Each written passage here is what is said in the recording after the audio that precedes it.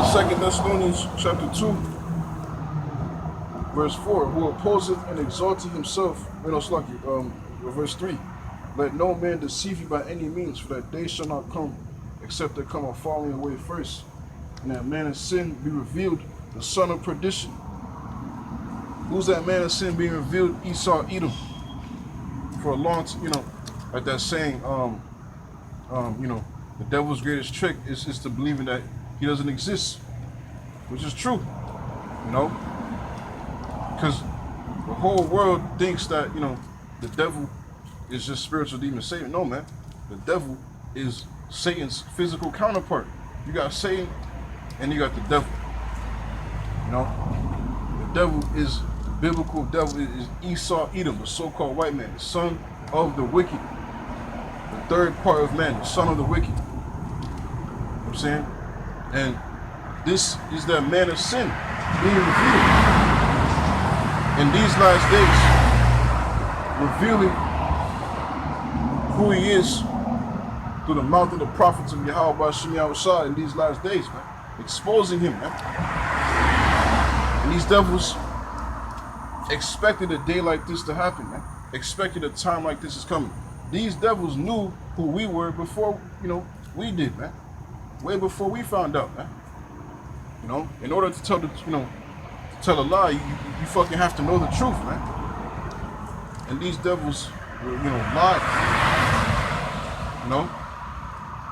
See, fucking, man, these devils, the ancient forefathers like fucking Columbus and all them, they knew that these are the Israelites, man.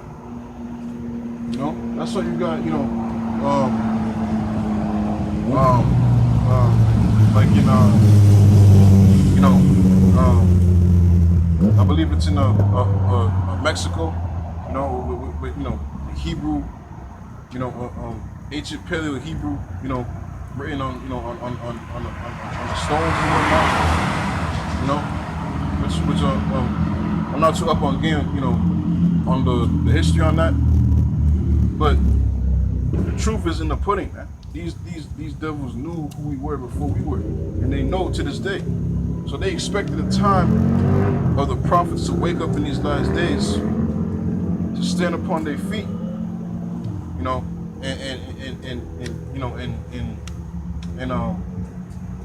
and wake up, man.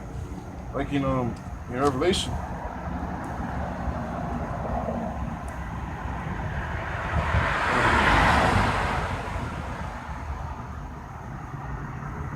This is Revelation chapter 11, verse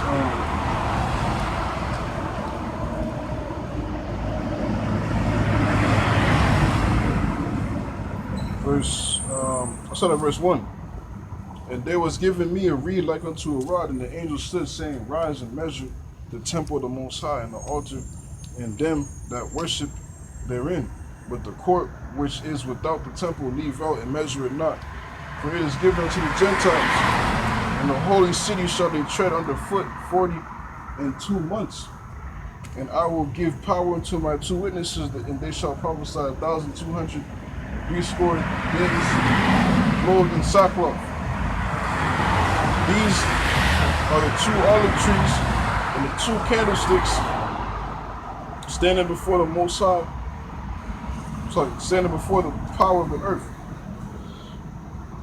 And if any man will hurt them, fire proceedeth out of their mouth and devoured their enemies. And if any man will hurt them, he must in this manner be killed. Now, these two prophecies is dealing with the northern kingdom and the southern kingdom. We're in, like in Ezekiel 37, the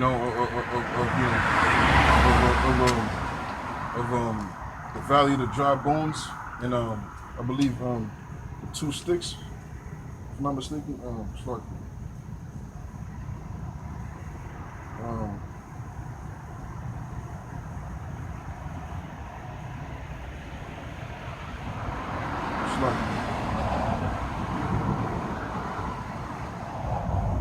This is Ezekiel 37, verse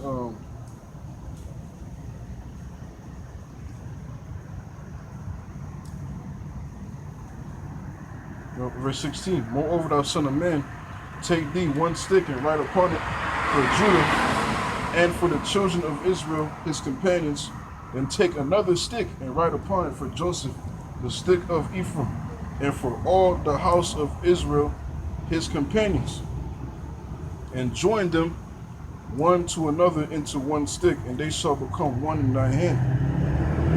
You know, we're in these last days.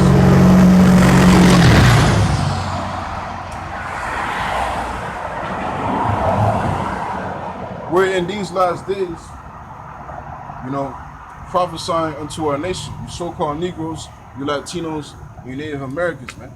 The valley of the dry bones.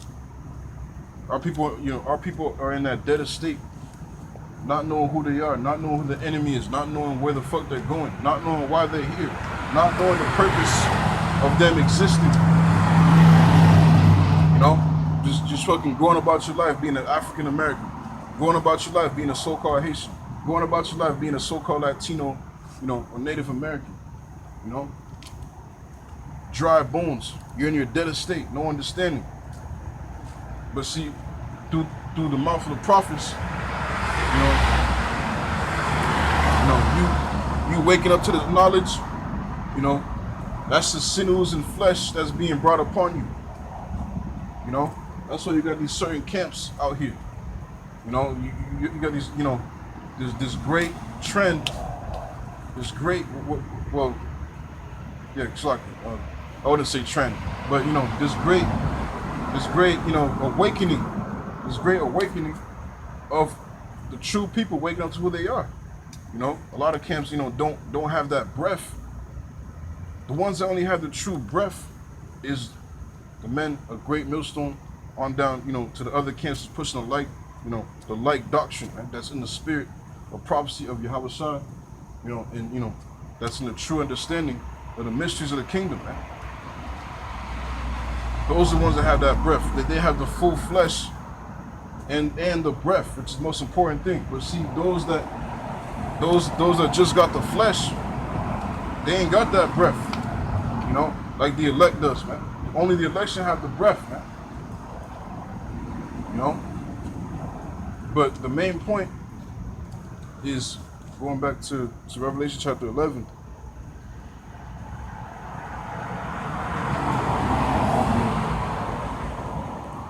Revelation chapter 11, verse 10. And they that dwell upon the earth shall rejoice over them and make merry and shall send. No, it's not yet. I'm going to go back to verse 3.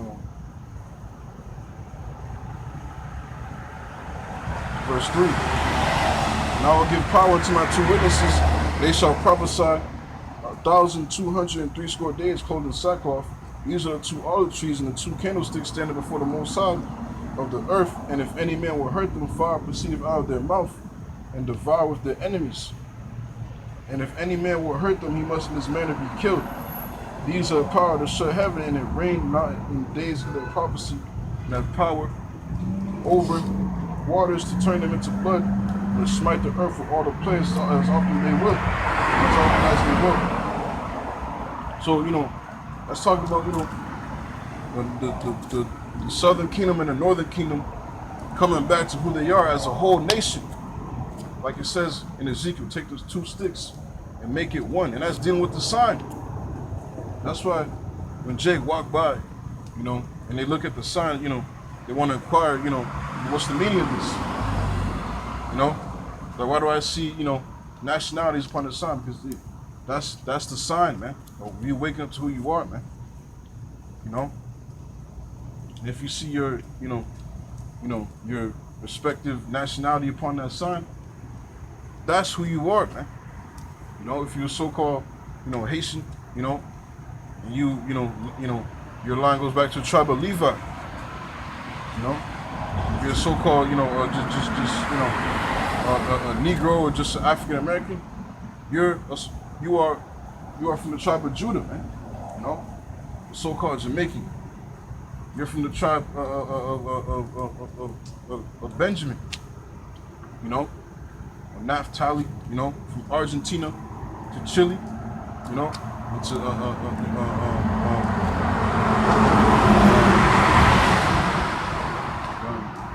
Panama to Uruguay. This is Zebulon. And damn. What else? You know, so-called Native American. You're a Gadite. So-called Seminole Indian. From the tribe of Reuben. You know what I'm saying? So-called Dominican. You know, you're from the tribe of Simeon. And yeah, I'm trying to figure out what Asher is.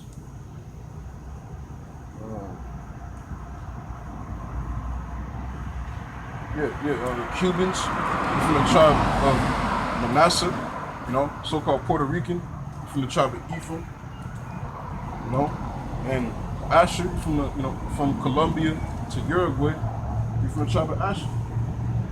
These are your respected tribes, man.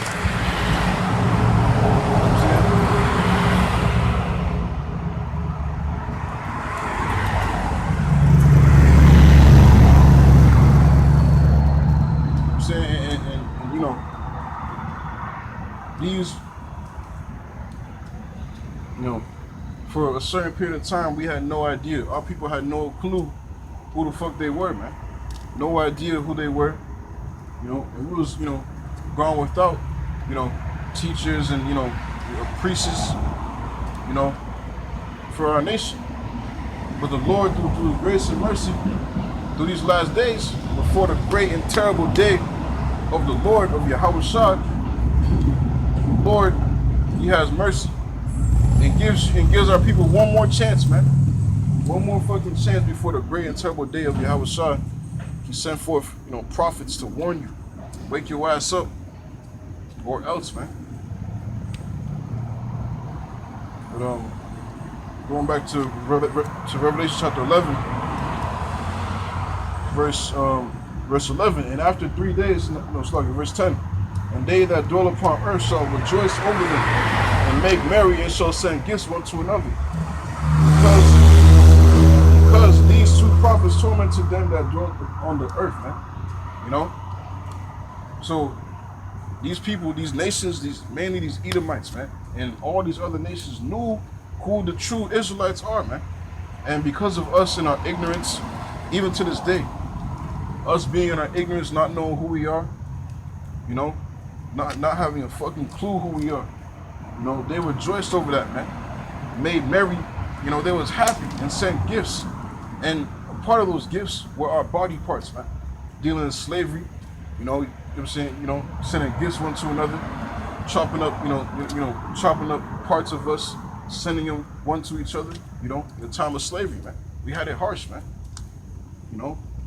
And these nations profited off of our ignorance, man. Even so to this day, man. The fucking dogs, fucking licking the swords, man. These nations profiting off our ignorance, man. So you got these groups setting up, fucking liquor stores in the hood and bullshit, profiting off of our ignorance.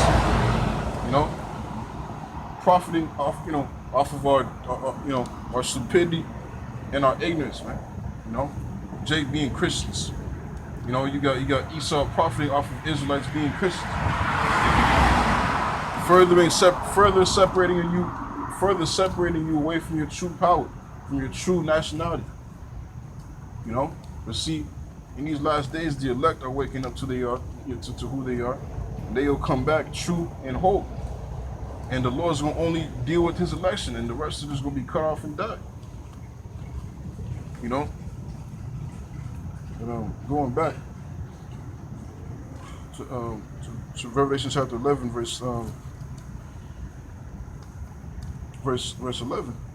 And after 3 days and a half, the Spirit of life from the Most High entered into them, and they stood upon their feet, and great fear fell upon them which saw them.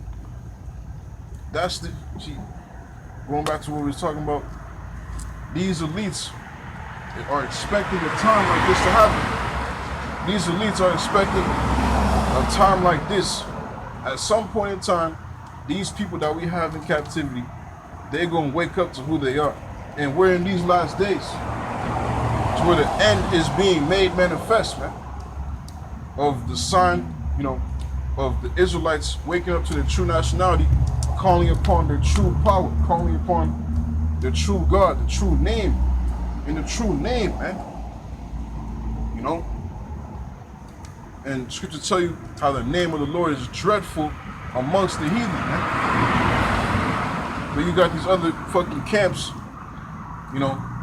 calling upon Most High Christ blessed, man. It doesn't matter, man.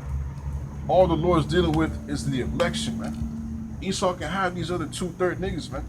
All Yahweh Bashim Yahushua needs is just his election, man. He's not dealing with the great majority, man. This is why Esau can't do anything in his fucking power to infiltrate this truth, man. I'm sure to tell you that not even the gates of hell can prevail against us, man. And the spirit of life is coming back upon the prophets in these last days, and great fears upon them. This is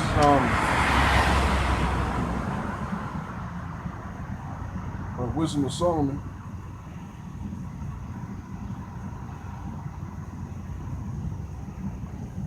Wisdom of Solomon, chapter 5, verse 1. Then shall the righteous man stand in great boldness before the face of such as have afflicted him, and made no account of his labors. When they see it, they shall be troubled with terrible fear, and shall be amazed at the strangeness of his salvation, so far beyond all that they look for.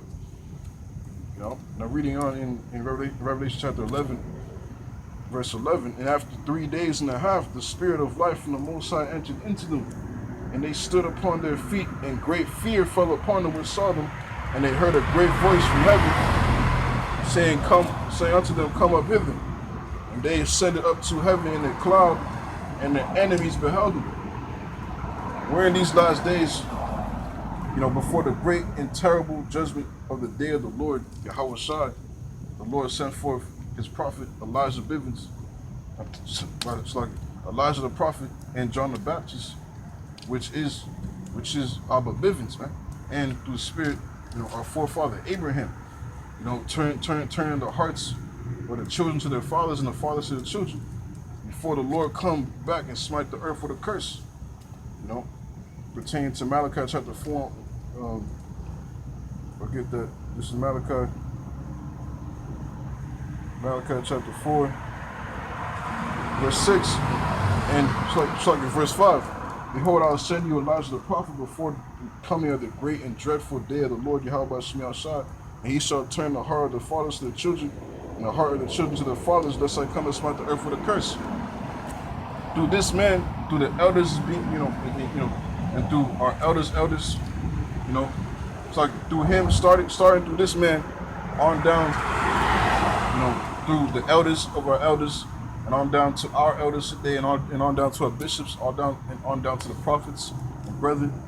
We now know the truth. We now are in that breath once again, standing upon our feet in great boldness against the face of such that have afflicted us, man, and made no account of our labors, man. These elites making no account of our slavery, of our blood, sweat, and tears, that built this whole system, that built this land, that built everything, man, and made no account of it, man. But we're back on our feet, calling upon the true name of our power, man, in spirit and truth, crying out to the Lord to have mercy upon us and deliver us, into our nation, back once again, into your bosom, man, and through that, the Lord's getting ready to, to destroy this place, and you're gonna, behold, these same individuals, man, the ones that you thought madness of their lives, man, the ones that you thought was bugged out and crazy, was gonna amount to nothing, it's gonna be a nigga for the rest of his fucking life. You're gonna see them being beamed up in a chariot, man, at the very destruction of this whole place, man, through ICB and nuclear fire. And the enemies beheld them. They're gonna be amazed at the strangeness of their salvation, man. Because it's a strange thing seeing a UFO beam up a so-called Negro or Latino or Native American, being beamed up in a chariot, escaping this